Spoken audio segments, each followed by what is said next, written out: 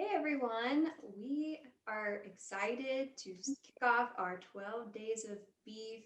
We're sharing lots of recipes, tips, expert advice for enjoying beef this holiday season. I'm Carmen Meyer, Director of Communications on staff with the Tennessee Beef Council, and today we're joined by a special guest, Whitney Reist. She is a culinary dietitian with professional training from Le Cordon Bleu. She specializes in recipe development, food photography, and conducts cooking demonstrations for her local community in the greater Nashville area. She loves sharing recipes and inspiration for gaining confidence in the kitchen through her food blog, Sweet Cayenne. So, welcome, Whitney. Thanks so much for being with us today. Thank you, Carmen, for having me. So happy to be here.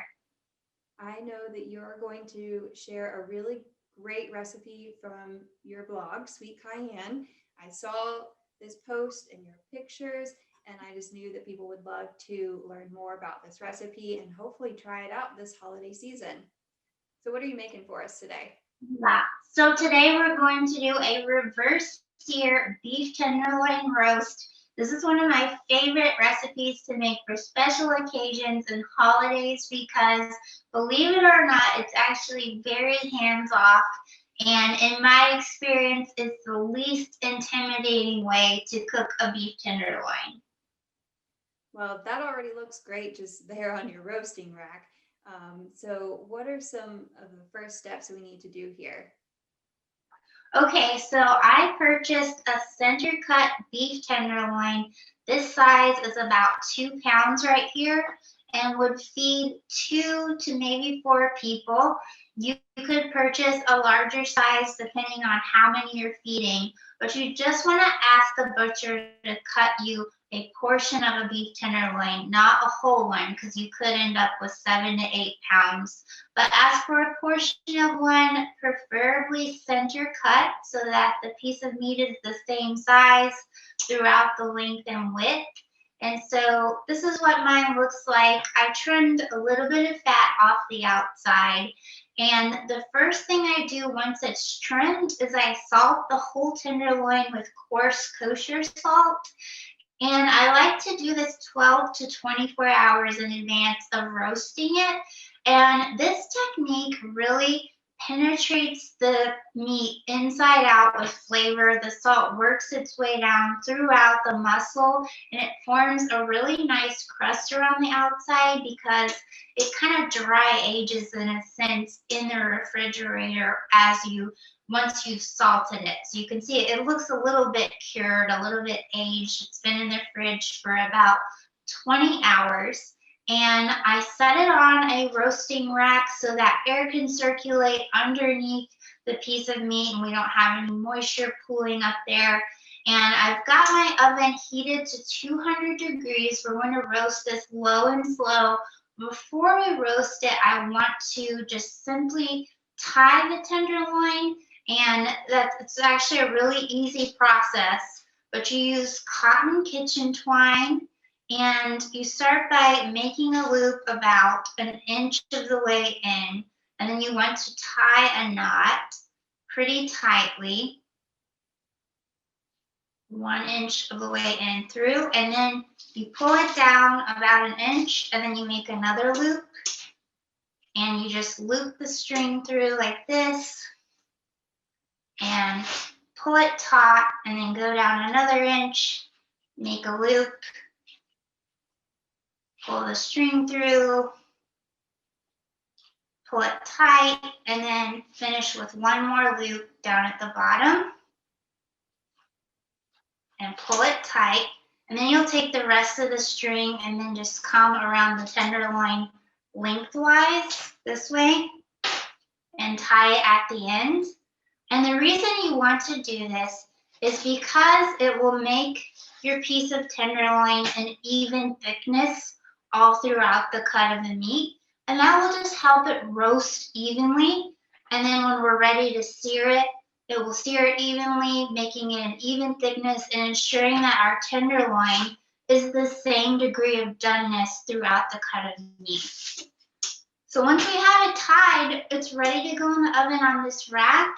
The last thing I'll do is insert a digital thermometer in through the center of the meat, just like that, and turn it on. And this cable can actually go in the oven. The box will stay on the outside, and the thermometer will alert us when the meat is the desired internal temperature. So if someone doesn't have that particular type of thermometer, can they just use a regular digital read thermometer or something like that? Yes, you absolutely can use a regular thermometer. What I would do is after you put it in the oven at 200, I would check it at the 30-minute mark, check it the internal temperature, and then check it again every 10 minutes until it gets to the doneness that you want. So check it first at 30 minutes and then every 10, just so you can ensure that you don't overcook it. For a tenderloin this size, about 2 pounds, I anticipate it's going to take about 45 minutes to get to 115. And that's really nice for a home cook because as the tenderloin's in the oven roasting, you can work on your other side dishes for the meal, and it's very hands-off. Yeah, I love that, multitasking. So what do you usually like to serve with your beef tenderloin? I love roasted Brussels sprouts. I have a great recipe for a roasted Brussels sprout that gets really crispy and has a Parmesan honey glaze.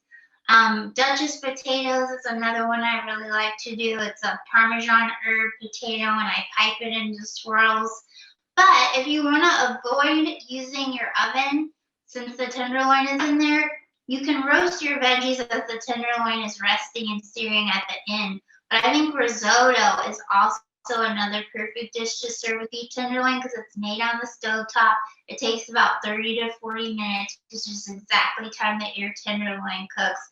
And so I would say risotto would probably be my very favorite thing. That sounds like a really great pairing. Yeah. So I'm going to pop this in the oven and keep an eye on my thermometer, and it should be done in about 45 minutes. All right, so our beef tenderloin is done from the oven. It reached the temperature of 115 degrees. So I pulled it out of the oven and let it rest for 5 minutes under foil. And while it was resting, I got my cast iron skillet nice and hot over medium-high heat. And once it was hot, I pulled the thermometer probe out from the meat. I left it in there while it was resting so the juices wouldn't run out right away when I pulled it out. And now I'm searing the beef tenderloin in a high heat cooking oil. I'm using avocado oil for this. You could also use canola oil or grapeseed oil. And I'm just going to sear it for about 2 minutes on each side until it forms a nice golden brown crust on every side. So it's ready to flip now. See that nice crust that's formed on the outside? I'm going to flip it over. So there's 4 sides on the long end, and then you want to make sure and sear it on this top end as well so that it gets a beautiful crust all the way around. You always like to hear the sizzle. Yes, I love to hear the sizzle. That tells you your pan is nice and hot. And then when it's searing on these kind of awkward ends, I just like to use tongs the whole time because it helps me keep the meat stable, and I can just press it evenly into the pan if there's any uneven spots and make sure it gets an even sear. Tongs are like my best kitchen tool. I use them every day. So after this part, I'm going to transfer it over to my cutting board on the counter and let it rest for 5 more minutes. So I'm going to let the meat rest for about 5 to 10 minutes, but before I cover it with foil, I like to just dab a little bit of butter on the very top and kind of like smooth it over the sides.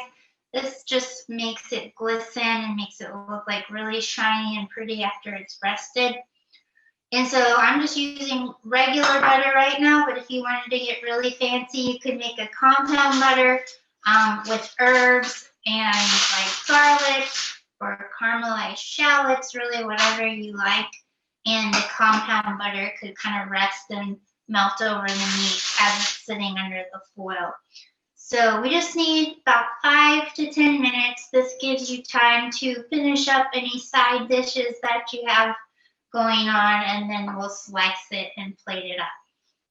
All right, so the meat has rested, so I've removed the foil, and as you can see, the butter is melted, and I'm just going to carefully trim the twine off with my kitchen shears, just like so.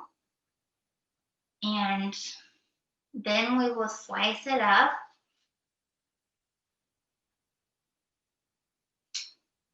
There we go. All right. Move that over. And then I've got a carving knife here and a fork. And I like to slice it into 1-inch thick pieces. So I think I can probably get 5 or 6 slices out of this 2-pound tenderloin. And it looks like it is the perfect medium rare. See, the inside is still kind of pink. Can you see that okay? Yeah, it looks beautiful. It looks so Okay. good.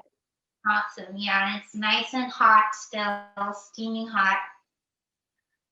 And it's got a beautiful crust all the way around. So we got 6 really good portions out of this 2-pound tenderloin. And so I'm just going to transfer it over here to my serving platter. And then I'll be able to show you up close in a moment what it looks like. So And you could put some nice asparagus spears on the side, or like green beans, add that to your platter around it to make it look really nice. yeah, and that seems like the just perfect option for a smaller gathering, which people are probably doing that more this year. Not getting Absolutely, yeah, it is the perfect option for like 2 to 6 people. And everyone's just going to feel so special when you make something like this for them. So there is the finished beef. It's perfectly done all the way through, and all we need to do is add some yummy sides and maybe a little sauce on top, and we're good to go. That was so hands off and took very little guesswork because we had our thermometer to be our guide. And yeah, it's so easy. I hope everyone gets to try cooking a beef tenderloin this way. Yes, great way to treat your guests this holiday season. That was just beautiful, Whitney. Thank you so much for sharing your recipe, and the link to your website and this recipe is in the caption. So make sure you check that out. Give this recipe a try, and we'd love to hear your thoughts too. So leave us a comment. And again, thank you so much, Whitney. Happy holidays to you. Thank you. Happy holidays.